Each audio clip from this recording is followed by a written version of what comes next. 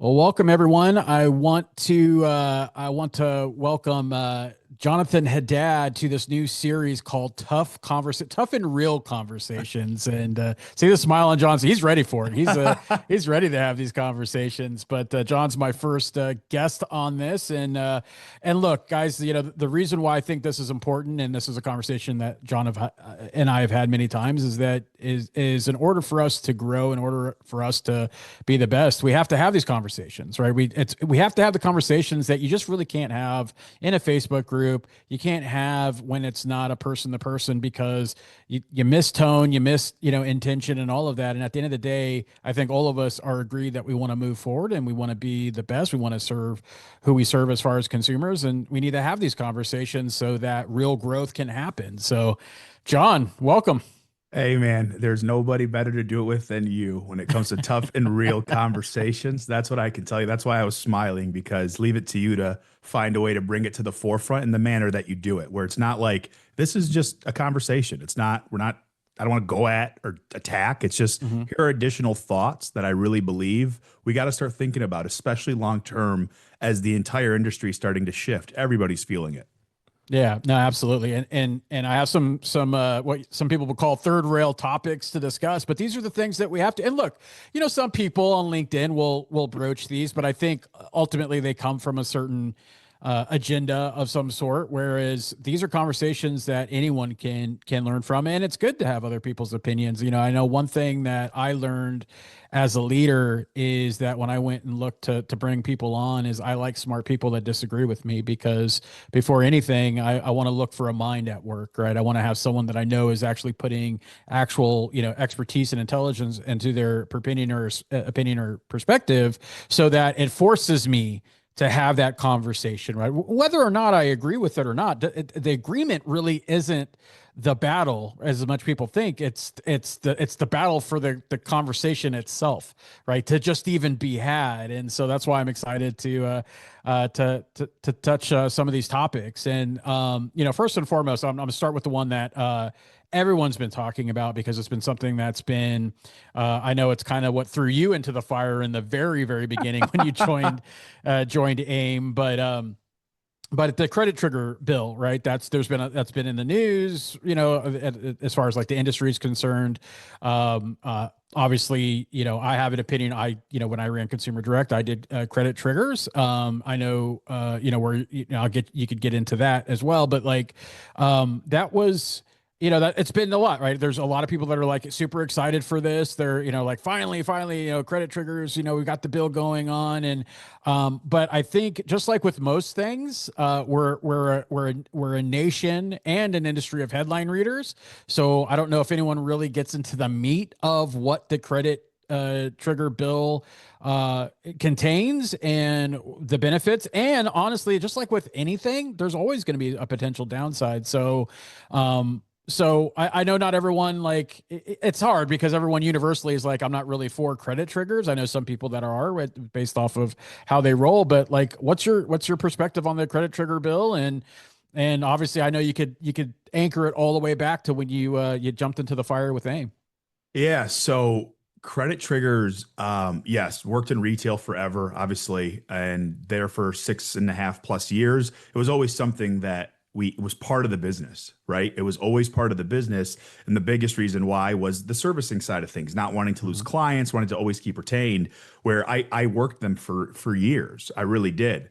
And then coming over to the broker side, we have our direct to consumer. We've always had that business model, and we actually didn't work triggers for the longest time, which was the worst part Mhm. when I came into AIM. But you know Yep. how it goes Yep. at that point when you start, you can't really defend, because if you defend, everyone's going to just keep attacking. Mhm. So I was like, whatever, just here we go. Let's take the heat. Three full days of heat, Jason. I mean, Yep. it went for three I was days, there. I man. I saw it, know. man. I three saw days. it. I was like, are you guys serious? 72 hours of this? So I know it is. I mean, looking back, it's funny, but I also Yeah. get it too. I get where Mhm. people are coming from. I understand that portion of it. But here's where my take is. One, reform on the bill is required. Let's just start there, Yep. because I saw the calls. Like, I'm also a consumer, y'all. All Yep. right. Yep. I'm also a Yep. consumer. And I saw the phone calls, the text message, all the crazy stuff that goes on with it. Yes, reform is required. Yep. So I want to start with the fact that it's reform. There's Hmm. a lot of people out there that say it's banning, banning, banning. It's not. There isn't. It's not being banned. First and foremost. So Hmm. let's start there. Yep. Number two piece of it is this is going to be good for the consumer, but this is going to take time. You have to build an entire team out around this, right? To Hmm. hold people accountable to the violations. Where are the violations going to go to? How fast are the laws going to change? So keep that in mind as well, because some people are going to get frustrated, I believe, up front because it's not going to happen as fast as they want. So Hmm. think through that process, think through all of that. And then the other piece of it is this really think through the fact that the bill got pushed forward. One of the biggest reasons, not the biggest reason, one, lots of groups advocating, really Yep. pushing it. Hmm. But one of the biggest things is the bill, the servicers wanted to be part of it, right? So the servicers had to be added to the bill. If you look at the way the bill's been formulated up front, it wasn't really much talks about servicers. And then servicers said, okay, we're interested if we're part of this. So now part of the bill is if a credit trigger is written, right? So if you write a loan for a client, the current servicer of the loan and the most recent loan officer are the ones that have the ability to call this client. There's a couple other rules and nuances as part of it. Hmm. So if that's the case, it's basically saying that the servicer, whoever's holding the note, if the client decides to pull credit or do something, they can call and the most recent loan officer can call. Okay, no problem there. Just one of the things for us to think about long term, especially with margins being compressed constantly, lenders are not making as much money as they were 4 or 5 years ago. Yep. It's brokers, we can't service loans. Hmm. We can't service. And then if brokers are exiting the industry, if something's happening, what happens to those clients? The only Hmm. ones that service clients is on the retail side of things. So I just want to think about that client 5, 10 years from now. What kind of protection are brokers going to get? Because that's where I believe this is going to really matter the most. Rates are still just sitting in there. But these companies are all in business to make money. We're not nonprofits. All Yep. mortgage companies are for-profit companies. I don't know where the confusion has gone Hmm. along the way. So those are a lot of the just additional topics I just want to talk about. And I feel like now with the additional time that's happened, let's open up that conversation because heck yes, let's go. Bills passed. Now what's next? How are brokers going to be protected moving forward because of the fact that we don't service the loan? Yeah. Yeah. And that, it's, as someone that has been on the servicing side twice, um, and that's, and I went through that, right? Like I didn't go through what you went through, but I went through it when I was with the wholesale lender that serviced their own loans and when people ran credit. Right. And so I get the backlash. I understand that. I Yeah, know me from too. I know from a consumer direct standpoint, like I'm not, and to your point is I'm not a fan of credit triggers and not as so much as going back to the spirit of what it was intended to do when the FCRA happened, but more as to like the bastardization of what's happened within the bad players that do it. It's just a shitty experience for the consumer, and unfortunately, the consumer does not make the differentiation between like the good players and the bad players. It's just a No. plague on everybody, right? So everybody sucks. My identity's get so there's just a lot there, and so reform, absolutely, I get it. But here's when we're talking about what brokers need to understand from that side is the most important part is the servicing part because you're going to compete because every wholesale lender you go to does not necessarily retain their servicing, right? And at some Correct. point, and if you guys, and I know this is that, and I talked actually posted about this in the Facebook group, because it was talking about like margins and wholesale lenders is understanding truly it the back end of capital markets, secondary marketing, that whole world, hedging, investors, all of that as it pertains to MSRs.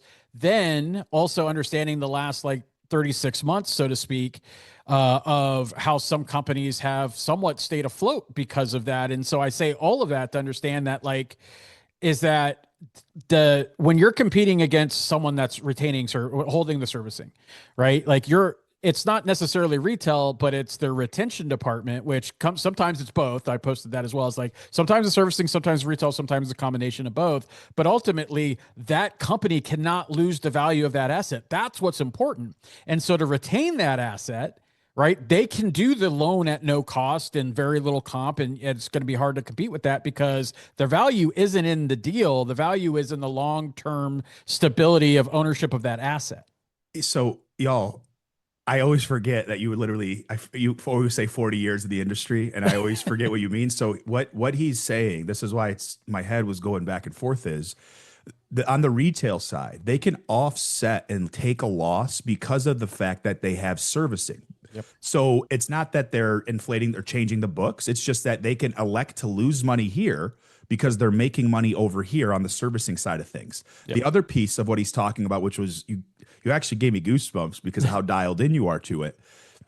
Think about it like this. Investors right now, if you remember, right, COVID, even when this first started and rates started to go up, rates, you can find rates where they were kicking back 103, 104. So on a $100,000 loan, you could have a credit of up to $4,000, and you can make your money as a broker, and you can give the client a credit. Right now, that's not happening. You don't get wide spreads. And the reason why is these investors, they're sitting there looking at this going, wait a second, that something's going to happen eventually. Why would we pay you all this additional money for this loan that we believe is going to be refinanced potentially in the next 12 months? Yep. So you see what he's saying there? They're just nervous. So they're not paying a lot, which means the lenders aren't making a lot of money. So if you look at earnings reports for lenders that are publicly traded, look how low their margins are. They're making like 30, 40 bips net. That's what they're making after paying out everybody. So to that point, they're going to want to make money at some point or another. There's a bottleneck right here that's happening, and it's going to explode. I love that you went deep into that. I didn't think we were going to go down that path. Yeah, well, I think it's important to know because loan officers at scale don't get visibility in that piece. They show up, they do their job, they don't really understand. It's more of like the generalization of like, well, you chose to get in this business, you make money, you lose money, and it just doesn't work. There's so many different things, and I can tell you, like I said, being on the retail servicing side and then being on the wholesale servicing side, you see different things and you see how things, end up working out. And here's what I'll say, what's most important. Right. And this is what I want everyone to take away. And then John, I'd like to get your perspective on this as well, is that one, we don't know what, the credit trigger bill, like whatever happens back and forth, once and if it gets signed, guys, a lot of stuff could happen. We all know that. True. Yep. Right. But when it happens is we don't really know what's going to be the outcome of that. But we do know that some of the things that we always don't intend to happen come to happen. Like a real worry could be like, we all know how much like credit companies are charging right now to run credit reports, but a lot of their revenue comes from selling these bureaus. A lot of their revenue comes from selling credit. So what they're going to like, companies just don't want to lose money. So what happens with overall cost of like, where does that cost, or, where does that investment go? So it's just things to think about. And then also one thing that I saw, and this is, I know we could all just like shake our fists at credit triggers and stuff like that.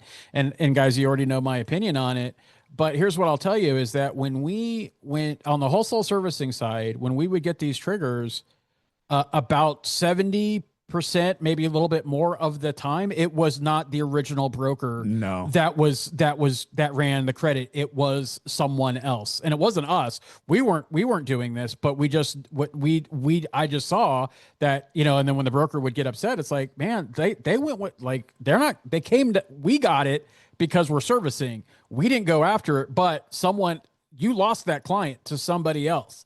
And so just know that like those opportunities are lost every single day. And this is why when John's been posting in the group and everything else, is that the importance isn't about whether, and this is what this is what kills me. The conversation purpose, or having the conversation with your client, the purpose isn't instant gratification, instant ROI. Can I do it's to have that conversation in general, because they're going to have it one way or another, whether you think it's a good deal, whether you think it's something they should do or not. Ultimately, every single time that you concede that conversation to the mailers or the call centers or the servicer, you're conceding that opportunity to have that conversation.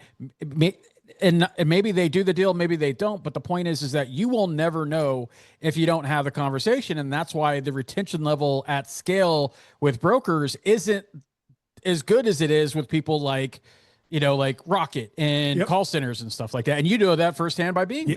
there. Yeah, I was at Rocket for 6.5 years. I think they Yep. just talked about like a 97% client retention rating. Yep. Yeah, yeah, like we hammered the phones. And that's the other part of it too. That's like it's just a deeper thing. It's like what, in retail, it's I mean, we were just trained, man. It's we hammer the phones. We don't y'all, I'm gonna say this in the most respectful way possible. When I was in retail, we didn't go into the office to high five each other. Let me just put it like that. We didn't go Yep. in the office to hug. We went into the office to dominate and destroy. It was really that simple. It was get on the phone and don't get off.